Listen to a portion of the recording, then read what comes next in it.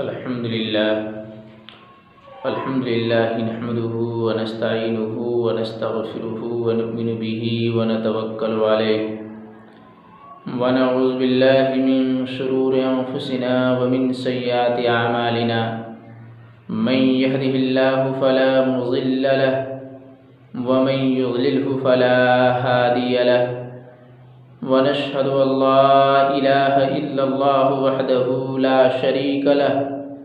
ونشهد أن سيدنا ومولانا محمدا عبده ورسوله. أعوذ بالله من الشيطان الرجيم. بسم الله الرحمن الرحيم. يا أيها الذين آمنوا أنفقوا من طيبات ما كسبتم ومما أخرجنا لكم من الأرض. وقال النبي صلى الله عليه وسلم فيما سقت السماء والعيون أو كان عشريا العشر وما سقى بالنزه نصف العشر أو كما قال عليه الصلاة والسلام. برادران قوم و ملت، حاضرین مجلس، پردے میں بیٹھی مائیں اور بہنوں، خلاف راہ پیغمبر قدم جو بھی اٹھائے گا، خلاف راہ پیغمبر قدم جو بھی اٹھائے گا، کبھی راستہ نہ پائے گا، کبھی منزل نہ پائے گا. اس وقت میں نے جو آیت مبارکہ پڑھی ہے، اس آیت کا تعلق زکوٰۃ سے ہے.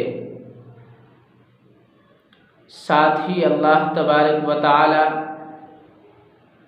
زکوٰۃ کی قسموں میں سے ایک اہم قسم عشر کا بھی ذکر اس آیت کے اندر اللہ تبارک و تعالی نے کیا ہے. چنانچہ اللہ تبارک و تعالی نے اسی آیت کے اندر ارشاد فرمایا: یا ایھا الذین آمنوا انفقوا من طیبات ما کسبتم ومما اخرجنا لکم من الارض، کہ اے ایمان والوں، تم اللہ کے راستے میں اپنی کمائی میں سے پاک صاف مال جو تم نے اپنے ہاتھوں سے کمایا ہے خرچ کرو. وَمِمَّا أَخْرَجْنَا لَكُم مِّنَ الْأَرْضِ، اور ان مالوں میں سے خرچ کرو جو ہم نے تمہارے لیے زمین سے پیدا کیا ہے. دراصل 4 قسم کے مالوں پر زکوٰۃ فرض ہوتا ہے. نمبر 1 سونا اور چاندی پر، جبکہ وہ نصاب کے مطابق ہو. نمبر 2 اموال تجارت پر. نمبر 3 سائمہ جانوروں پر. نمبر 4 کھیتیوں اور درختوں کے پیداوار پر. اس وقت میرا موضوع سخن یہی چوتھی قسم ہے. اللہ تبارک و تعالی نے اسی آیت کے اندر ارشاد فرمایا: وَمِمَّا أَخْرَجْنَا لَكُم مِّنَ الْأَرْضِ، اور ان مالوں میں سے اللہ کے راستے میں خرچ کرو جو ہم نے تمہارے لیے زمین سے پیدا کیا ہے، یعنی کھیتی، پھل وغیرہ وغیرہ. لیکن آج ہم اور آپ جس معاشرے کے اندر رہتے ہیں، بہت سارے ہمارے ایسے احباب اور دوست ہیں جو عشر کے نام پر کچھ نہیں جانتے، اور ہماری عقل اس بات کو ماننے کے لیے تیار نہیں ہے، لا دینی کی وجہ سے، لا علمی کی وجہ سے، کہ عشر بھی زکوٰۃ ہی کی ایک قسم ہے. جیسے زکوٰۃ فرض ہے اور جیسے زکوٰۃ نہ ادا کرنے والوں کے اوپر وبال ہے، بعین ہی اسی طریقے سے عشر نہ ادا کرنے والے کے اوپر بھی عذاب شدید ہے. اللہ تبارک و تعالی نے اس آیت کے اندر اسی عشر کی طرف اشارہ کیا ہے کہ ان چیزوں میں سے خرچ کرو جو ہم نے تمہارے لیے زمین سے پیدا کیا ہے. لیکن سونا اور چاندی کے زکوٰۃ فرض ہونے کے اوپر صاحب نصاب ہونا شرط ہے، حولان حول سال کا گزرنا شرط ہے، لیکن فصلوں کی پیداوار، کھیتیوں کی پیداوار اور درختوں کے پیداوار کے اندر یہ چیزیں شرط نہیں ہیں، بلکہ جس مقدار میں، جس سیزن میں، جس وقت کھیتیاں تیار ہو اس وقت عشر کا نکالنا واجب۔ پھر اس کی تفسیر آقا مدنی جناب محمد رسول اللہ صلی اللہ علیہ وسلم نے احادیث مبارکہ کے اندر فرما دی کہ کتنا نکالنا ہے۔ چنانچہ آقا مدنی جناب محمد رسول اللہ صلی اللہ علیہ وسلم ارشاد فرماتے ہیں فیما سقط السماء والعیون او کان عشریا العشر وما سقا بالنزیف نصف العشر، کہ اگر وہ زمین ایسی ہو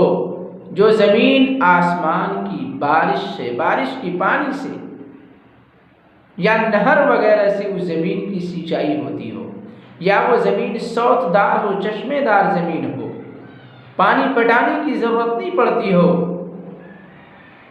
اور وہ زمین عشری بھی ہو، فالعشر، تو اس زمین کے اوپر 10واں حصہ نکالنا ہے، تو زمین کے پیداوار سے 10واں حصہ نکالنا ہے۔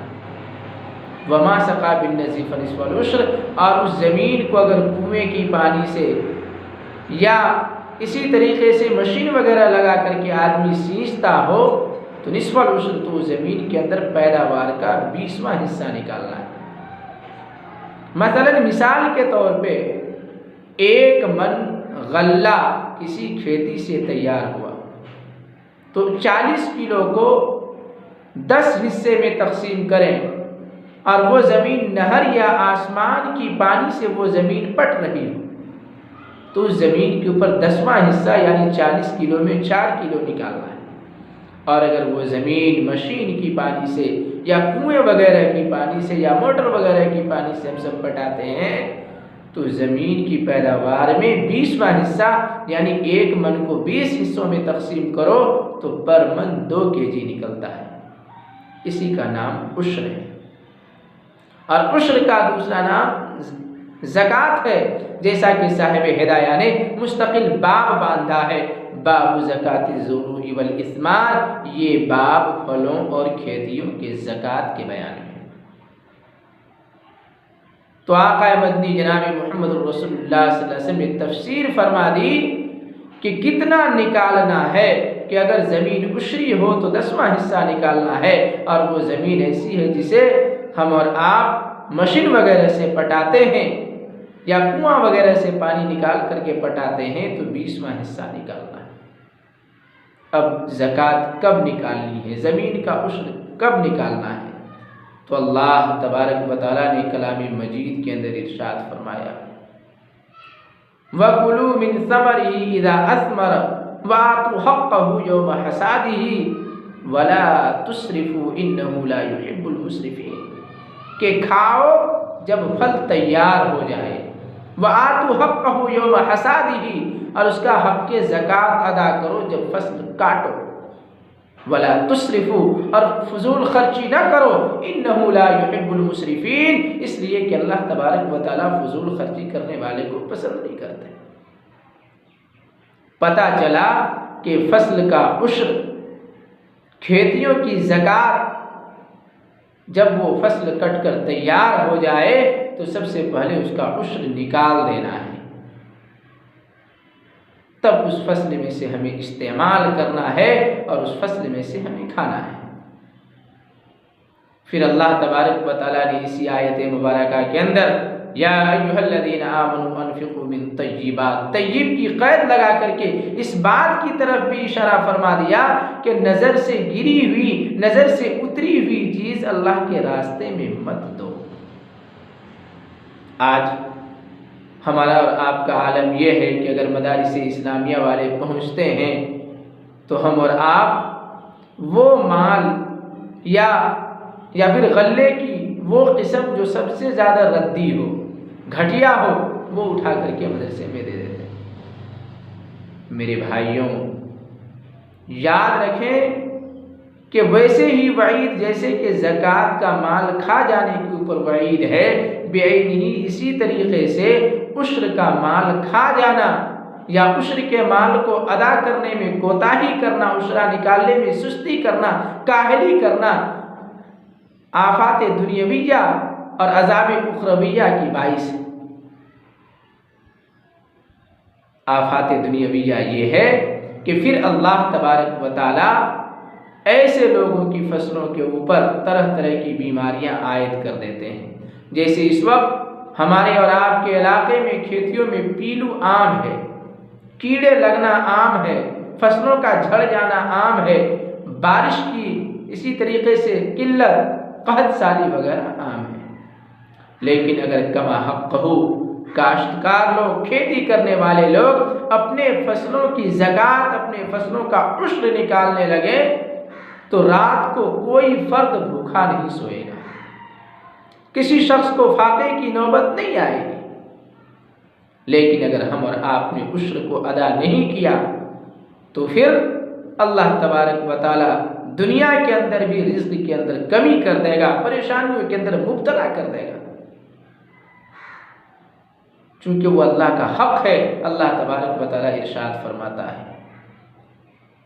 من ذا الذی یقرض اللہ قرضا حسنا فیضاعف له اضعافا کثیرا، کہ جو لوگ اللہ کے راستے میں حسن طریقے سے مال کو خرچ کرے گا، جو لوگ اللہ تبارک و تعالیٰ کو حسن طریقے سے قرض دے گا، فیضاعف له اضعافا کثیرا، تو اللہ تبارک و تعالیٰ اسے دو چند کر کے لوٹائے گا، دو گنا کر کے اس کے مال کو لوٹائے گا۔ دنیا میں اگر ہم اور آپ کسی کو قرض دیتے ہیں تو اس وقت یہ ڈر لاحق ہوتا ہے کہ معلوم نہیں کہ میرا اصل مال بھی مجھے لوٹا کر کے ملے گا یا نہیں۔ لیکن اللہ تعالیٰ فرماتے ہیں کہ اگر میرے راستے میں حسن طریقے سے خرچ کرو گے، مجھے حسن طریقے سے تم قرض دو گے اور صحیح طریقے سے تم لوگ زکوٰۃ ادا کرو گے، عشر ادا کرو گے، تو ہم تمہارے مالوں کو دو گنا کر کے تم کو لوٹائیں گے۔ اس تجارت میں کوئی گھاٹا نہیں ہے، فائدہ ہی فائدہ ہے۔ میری ماؤں اور بہنوں، یہ آپ لوگوں کی بھی ذمہ داری بنتی ہے، میرے دینی بھائیوں، ہم سب کی ذمہ داری بنتی ہے کہ وہ رب، جو رب ان اللہ یرزق من یشاء بغیر حساب، بغیر حساب و کتاب کا رزق دیتا ہے، زمین کے سینے کو پھاڑ کر ہمارے اور آپ کے لیے غلہ کو پیدا کرتا ہے، کھیتیوں کو تیار کرتا ہے۔ ہم اور آپ اس کے حقوق کو ادا کرنے میں آنا کانی نہ کریں، ہم اور آپ اس کے حقوق کو ادا کریں۔ اگر ہم اور آپ اس کے حقوق کے اندر کوتاہی کریں گے تو اللہ کی لاٹھی میں آواز نہیں ہے۔ جو رب دینا جانتا ہے وہ رب لینا بھی جانتا ہے۔ میں آپ لوگوں کو ثعلبہ کا واقعہ بتاؤں کہ ثعلبہ نے زکوٰۃ ادا کرنے میں آنا کانی کیا تو اللہ تبارک